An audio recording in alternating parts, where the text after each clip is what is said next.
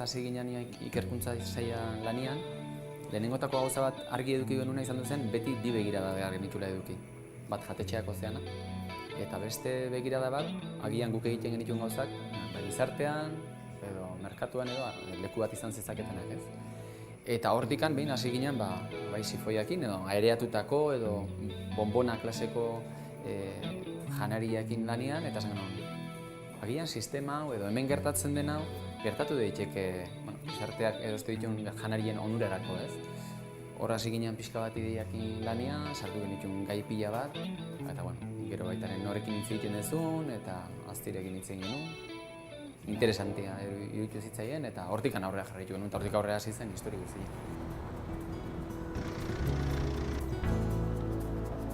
Esta colaboración nace, pues, más o menos... Elkarlan hau 2005an hasi zen. Bi bazkideok osagarritasuna bilatzen genuen. Gu, esparru zientifiko-teknikotik gatoz, baina ez gara sukaldariak, eta mugaritzen berriz, sukaldariak dira, baina ezagutza zientifiko eta teknikoak falta zitzaizkien zenbait produktu garatzeko. Lanean urte asko aritu ondoren, une jakin batean aritza duri zen ameslari izaerak, aztiren baliabide teknologikoek eta gure esperientzia industrialak bat egin zuten. Eta erabaki genuen proiektu dibertigarri bat egin behar genuela. Ametsei eta sormenari, errentagarritasunari baino garrantzi handiagoa eman behar geniola. Sukaldera ontzi garbiekin iristea ideia dibertigarria zen. Ontziekin dosia zehaztasunez kontrolatu behar genuen. Produktuak iraun egin behar zuen, irekita ere, hozkailuan gordeta etzen ondatu behar. Eta mugaritzen hasieran garatu zen errezetaren kalitatea etzen aldatu behar. Sukaldaria baino fisiko-kimikoki ez daki zer gertatzen den alimentutan. Eta askotan azaldu behar digute, lehen esan dugun bezala, maionesa batian, edo esne batian, edo azukre bat erretzen denean eta karamelua egiten denean, zer gertatzen ari den hor. Zerein eta behin dakigunean zer gertatzen den hor, guk hortik aurrera egin ditzakegun erreplikak edo posibilidadeak izugarriak dira, ez? Beraz, jakin behar dugu oinarrian zer dagoen. En Mugaritz, en un momento dado estaban desarrollando productos. Mugaritzen aparrak egiten ari ziren, sifoi bat erabiliz. Y se estaban generando diferente tipo de espumas. Garapen horietako asko sukalde mailan egiten dira, eta haien egonkortasuna eta balio bizitza oso laburra izan ohi dira. Gainera, txurroaren masa oso zaila da manipulatzen. Nosotros, por lo tanto, tenemos que... Hortaz, guk prozesu osoa diseinatu behar izan dugu, masa hori manipulatu ahal izateko, tratatzeko, kontsumitzaileari ahalik eta kalitaterik onenean iristeko, segurua izateko, eta kalitate hori biltegiratze denbora guztian zehar mantentzeko. Guk hasiera batean, pentsatu genuen, sifoi edo bonbona horietan sartu genitzakela, gero bazpait zabaldu, edo emulsionatu edo espandituko zian produktuan gaiak. Lehenengo eta behin behar genulako, bai edozin orek, edo bai ogi batek, edo bai bizkotxo batek, edo bai beste gauza batek, barruan haizea sartu beharra izaten dula, egiteko eta gero egosteko, baina konturatu ginen hori ez zela bat, bentaja bakarra. Kasu honetan, potua bera presurizatuta dagoenez, eta barruan poltsaren kanpotikan presioa eraman dezakenez, kondizio horiek egiten diote baita ere janariari segurtasun aldetik denbora gehiago iraun araztea. Hemos podido tener que reformular totalmente errezeta birformulatu egin behar izan dugu. 15 egunez egonkorra zen masa horri 2 hilabeteko iraungitzea emateko. Makina txikietan egonkorra den masa bat baliteke elikagai industriaren makina handietan egonkorra ez izatea. Maquinaria grande de la industria alimentaria. Proiektu honen gakoa da, batetik Andoni Adurizen irudimena, bestetik Aztirekin elkarlana. Gainera, sekulako garapen industriala egin behar izan da, erabili dugun teknologia guztia, inoiz etzen horretarako erabili.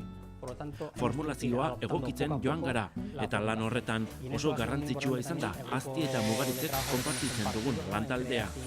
Pertsona horiek bi erakundeetan daude. Aztin daudenean, Mugaritzen pentsatzen ari dira, eta Mugaritzen daudenean berriz, Aztin pentsatzen ari dira. Pertsona horietako bat kimikaria da, eta beste biak sukaldariak. Hau Azti Teknaliako sukalde esperimentala da. Hemen formulazio berriak lantzen ditugu. Elektrogailuak ere baditugu, kontsumitzaileak gure produktuak nola erabiliko dituen ikusi nahi dugulako.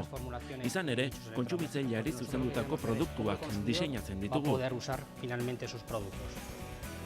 A partir de ahí, nosotros lo que queremos es llevar ese producto a nivel industrial. Gero, produktu horiek industriara eraman nahi ditugunez, formulazioak makina pilotuetan probatzen ditugu, industrian dauden antzeko makinetan. Tratamendu horien aurrean, gure formulazioek izango duten portaera ezagutu ahal izateko.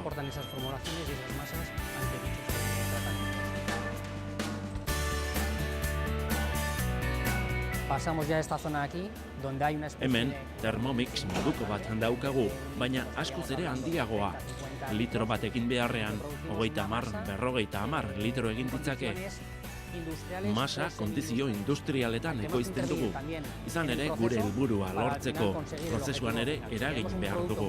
Hau da, aireztatutako produktu bat nahi badugu, aerosolean airea sartzeaz gain, masa ondo nahastu behar dugu, ahalik eta aire molekula gehien jaso ditzan. Guk mugaritzen errezeta tradizional bat egingo dugu, tempura bat, edo torta bat, edo txurro bat, eta gero, mailaz maila industrializatzeko protokolo horretan, eskalazio protokolo horretan, sartzen dira baldintza asko. Esan dugun bezala, iraungitze data, zenbat, ze prozesu klase egin dakizkio egun, zer nola pertsibitu nahi duen hori ere konsumitzaileak, horrek zer esan nahi du, osagai asko aldatzen diala, prozesu asko aldatzen diala, baina bukaerakoak lehenengo horren antza behar du eduki, ez?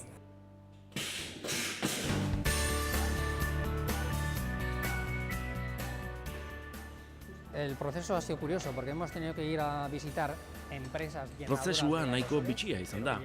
Aerosolak betetzen dituzten hainbat enpresa bisitatu ditugu, baina desodoranteekin eta horrelako produktuekin egiten zuten lan, ez elikagaiekin. Enpresa horietara joaten ginenean, harrituta galdetzen ziguten zer ontziratu nahi genuen. Une hartan patente bat martxan geneukanez, ezin genien kontatu guk egin nahi genuena. Pero bueno, hemos viajado por todo el mundo, en Estados Unidos, a Dinamarca. Mundu guztitik bidaiatu gara, gaur egun fabrikan erabiltzen ari diren makinak lortzeko. Equipos para el proceso que se realiza actualmente en planta, ¿no? Ez zegoen aurrekaririk, merkatu aztertu genuen, eta biskositate desberdinetako masa kontziratzeko teknologia garatuko zuten enpresak aurkitu behar izan genituen.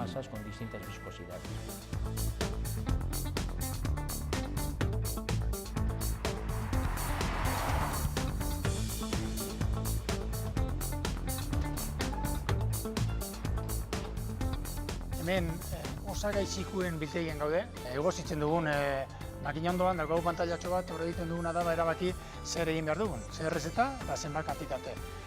Horren arabera, makina bakarrik egiten duena da dana bidali.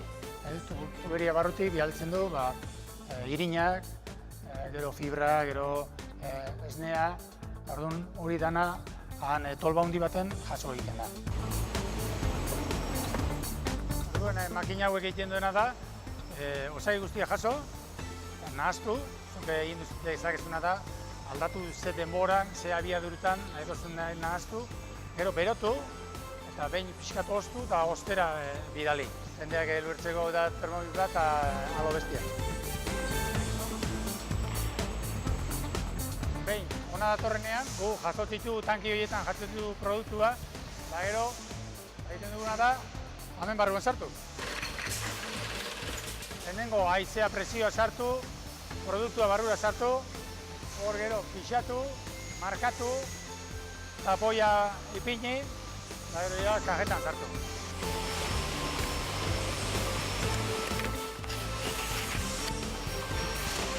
Bi linea dauzkagu, bat produktu ez hain bizkosoa eta bestea oso bizkosoa txurroa egiteko.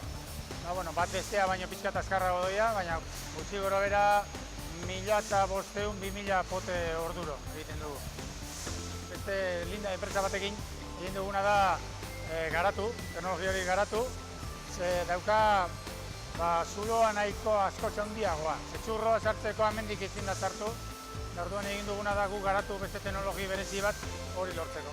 Tenemos dos líneas distintas. Bi lerro ditugu, bat Mercadonaren bitartez, non txurroak, opiltxoak eta pastel krema saltzen dugun. Eta bestetik, Oreka kanalean sartzear gaude. Hau da, ostalaritza, sukaldaritza eta katerinean, tempurarekin, opiltxoekin eta gazta batekin. En este momento estamos poniendo... Une honetan, astero 200.000 pote ekoizten ditugu.